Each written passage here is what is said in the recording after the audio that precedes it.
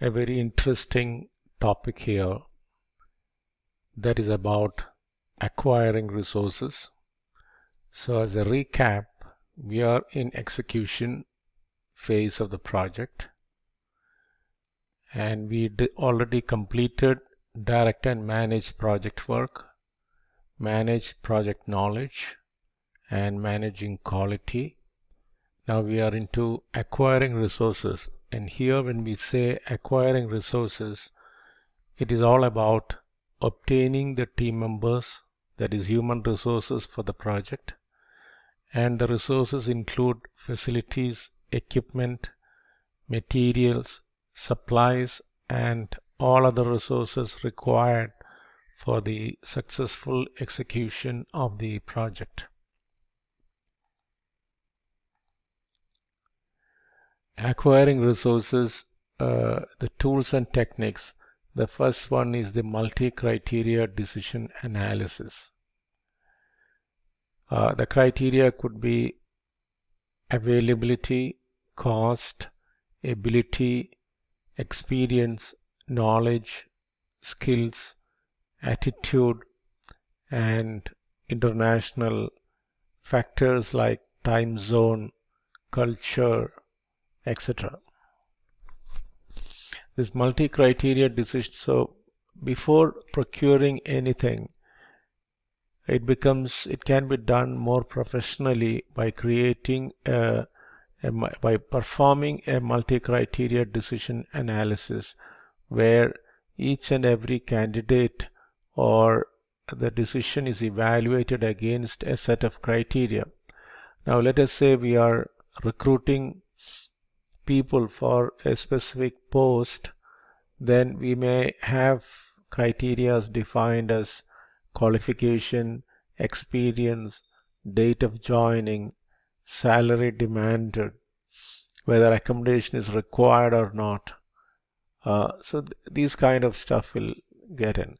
But if it is a high value procurement decision, then it can be cost, delivery time, ISO certifications, quality standards, the track record of the supplier. So all these things can become the criteria. So this is not a standard set of criteria, this is just an example. So based on the situation, we will have to define the criteria for procurement. So this is acquiring resources.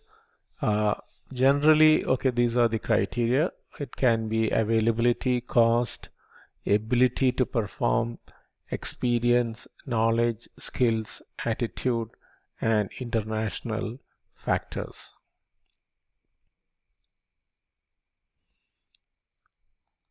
Then let us move on to another tools and technique for acquiring resources. It is about negotiation. As a project manager, one will have to negotiate with other stakeholders to get the resources on time. Then pre-assignment. An example for pre-assignment is probation. So when we recruit people, most of them will be on probation mode. So first 6 months they are on probation, and we want to evaluate their performance. If their performance is satisfactory only, we'll regularize them. So that is an example for pre-assignment. Then virtual teams. Now most of us are working from home or from distributed teams. So virtual teams always, it is about distributed teams, people working from different geographies, different locations, collaborating around the project and making things happen. So that is an option available to project managers to mobilize resources. Then we are moving on to developing team. That means we have acquired the resources. the next step during execution is developing the team. The tools and techniques for developing the team are co-location, virtual teams, communication technology, conflict management, influencing, motivation, negotiation, team building, recognition and rewards, training, individual and team assessments, and meetings. When we say co-location, you should allow the team members to work together for some time before you expect great teamwork from them. That means you should not recruit a person and directly send him into the project location. Before that, you should allow that person to work with you for some time and before allocating him to a project location. That means you're allowing him to co-locate with you for some time. Or for better project execution, you should have all the team members to locate at one location. That is an example for co-location. When we translate this into virtual teams, a co-location can be again virtual. So if we have team meetings, all the team members should be there in the meeting room on a daily basis, and we discuss that also can be termed as a new form of co-location. Then virtual teams, which we already discussed, it is about teams working remotely on the project. Then communication technology selection is also very, very important here. How they are going to collaborate, that is very important. Then conflict management. When the teaming happens within the team, there can be conflicts. As a manager, one will have to resolve these conflicts effectively. Otherwise, these things can spoil the teamwork. As a project manager, one should have the influencing skills, motivation skills, negotiation skills, team building exercises one will have to organize. One should know when to recognize and when to reward, and we should plan for the funds for these things. And developing team, another key tool is the continuous training. And individual and team assessments also helps. This is primarily we're talking about goal setting, performance appraisals at the individual level and at the team level. And meetings is also a good tool for team development. High performance can be achieved by using open and effective communication, creating team building opportunities, developing trust among team members, and managing conflicts in a constructive manner, and encouraging collaborative problem solving and encouraging collaborative decision making. So these things can improve the performance of the team.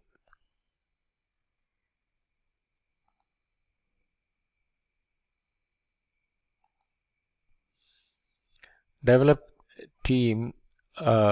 Tuckman ladder describes the stages of team development.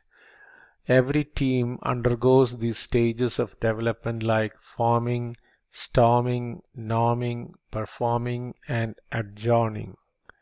Forming means the team is just coming together and they're just forming. So you cannot expect great productivity at this stage.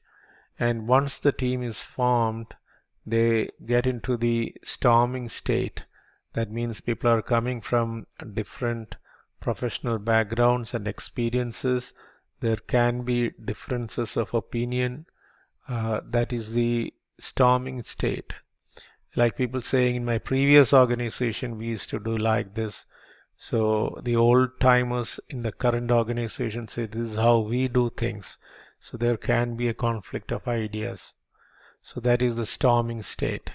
Storming, and after storming the team normalizes and it is a norming state, and they start producing, that is the performing state. And at the end of the project it is the adjourning state. That means the team gets dismantled. Okay, so that is the end of the project. So the teams passes through forming, storming, norming, performing and adjourning stages. And as a project manager, during the forming stage of the team, you should play the role of a facilitator. That means a new team member is joining, maybe you should help him to get familiarized with the organization's norms, policies, facilities, etc. So you should be playing the role of a counselor or a facilitator.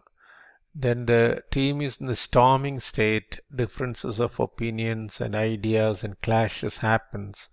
You should play the role of a moderator, because these things should be controlled, otherwise they can affect the teaming in a very negative way.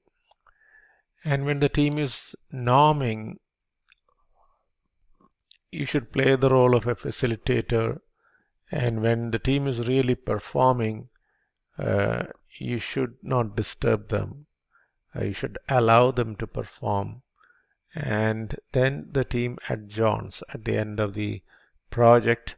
So all you can do is you should allow the team members to go with a very good feeling about the project, so that in the future when you call them for the next project, you build the loyalty and they will be eager to work in your projects. So here the key thing about the Tuckman ladder is the team undergoes forming, storming, norming, performing and adjourning. So you cannot expect miracles from a newly formed teams. You should give them some time to storm and norm. So how fast a project manager can take the team through the forming, storming, norming, performing and adjourning is the key differentiator.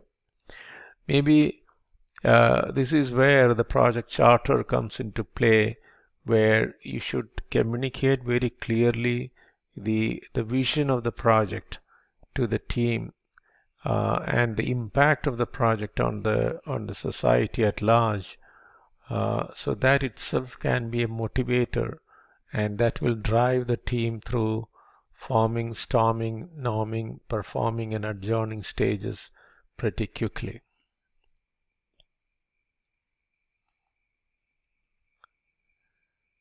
Developing team tools and techniques, co-location, which we discussed before. You should allow the team to work together under one location or one roof for some time. That is co-location, so that the teaming will improve. Virtual teams is about distributed teams. Communication technology selection is very important for teaming. We are talking about shared portal, video conferencing, audio conferencing, email and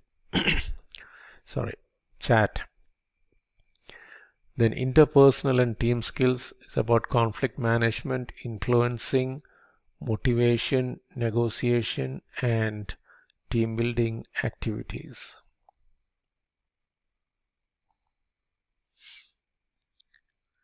We are still in managing team, and under conflict management, the key patterns or the tools and techniques for conflict management are: managers sometimes they withdraw and they avoid confronting the conflicts. That we call as withdrawal or avoidance. Some managers, they don't interfere at all.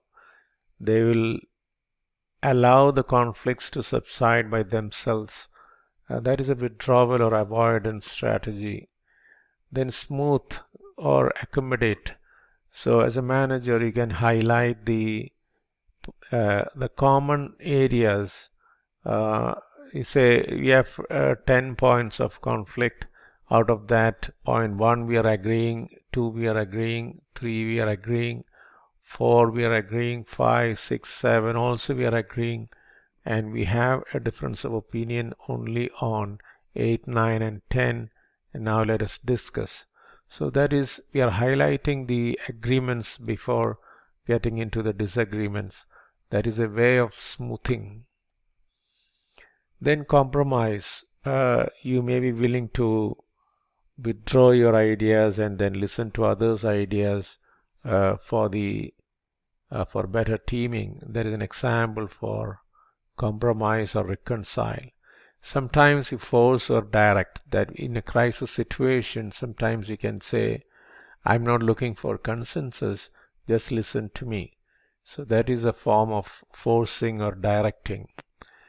Then comes collaborative problem solving. It is about participative decision making and stuff like that. Here, the worst thing a manager can adopt is withdrawal. So running away from problems is the worst thing a project manager can do, and the best thing would be confront the situation, not to confront the people. It is about confronting the issues and then trying to solve it. That is the most preferred approach by professional project managers.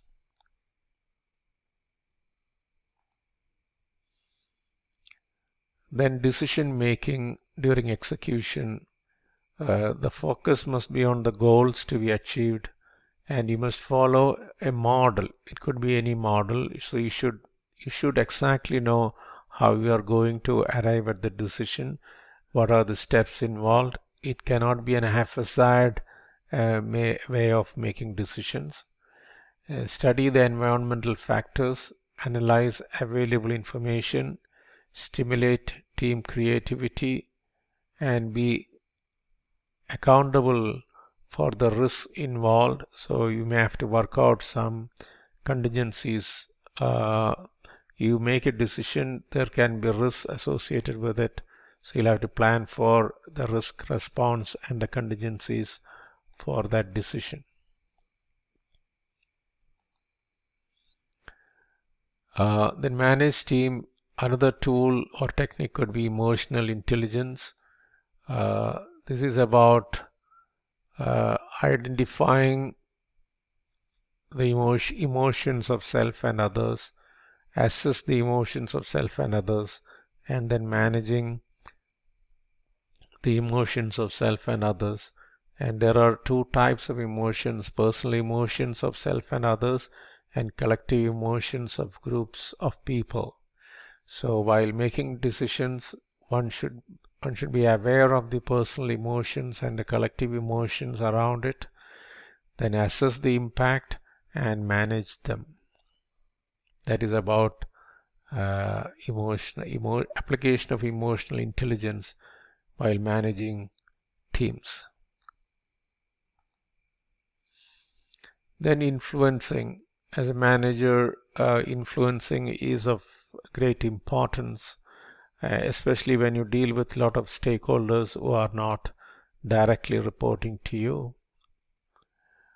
Influencing is the ability to be persuasive. You should be able to persuade people into getting things done for the interest of the project. Influencing involves clearly articulating points and positions, and it involves active and effective listening, and awareness of different perspectives is important to influence. Consideration for different perspectives is important. Maintaining mutual trust is important. Gathering relevant information is important, and addressing issues is important. Thus you can reach agreements.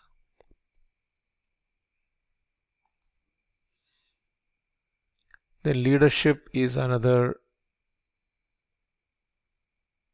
a tool or technique one can leverage. Leadership is the ability to lead a team, inspire them, communicate the vision, and inspire the team to achieve the vision. Leadership styles can be autocratic, directing, democratic, or participative. Laissez-faire. Laissez-faire means a laid-back approach. You may not involve in anything. You let others to do everything. Hands-off style, that is laissez-faire. And servant leadership, you are a servant first and you become a leader. Then you can be a transactional leader. You are focusing on transactions, or you can be a transformational leader who are focusing on the outcomes, not on the transactions. You can be a charismatic leader with the ability to influence. You can be an interactional leader, which is a combination of both transactional and transformational. And you can be a situational leader. So based on the situations, you can switch from autocratic to directing to democratic to laissez-faire or servant or transactional or transformational.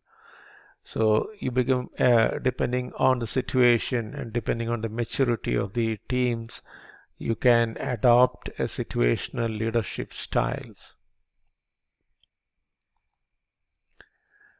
For the situational leadership styles, Hersey and Blanchard proposed 4 situational leadership styles for project managers. Now, in a situation where the team maturity is low and the team skills are also very low, maybe telling and directing can be the leadership style that can be very effective.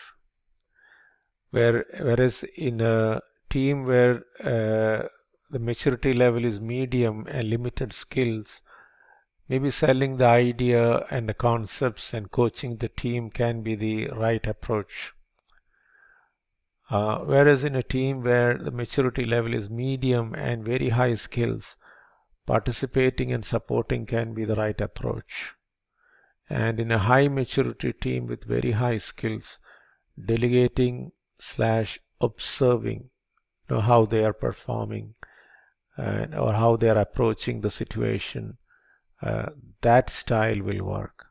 So depending on the maturity of the team and the capability of the team, a project manager can switch their styles between directing to coaching to supporting and observing. So this is very useful. So Hersey and Blanchard's 4 situational leadership styles for project managers.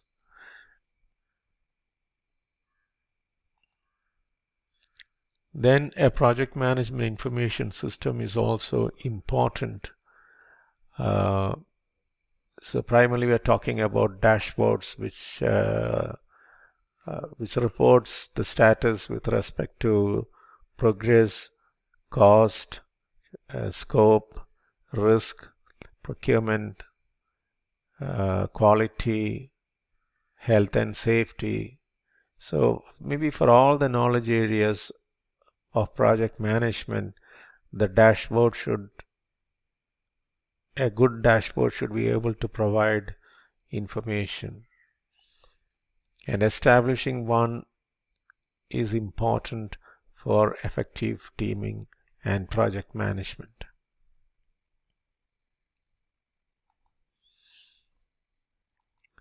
So thank you very much. So we were discussing about acquiring resources, developing team, and managing team. And in the next video, we'll talk about communications, implementation of risk responses, conduct procurements, and manage stakeholder engagement. Thank you.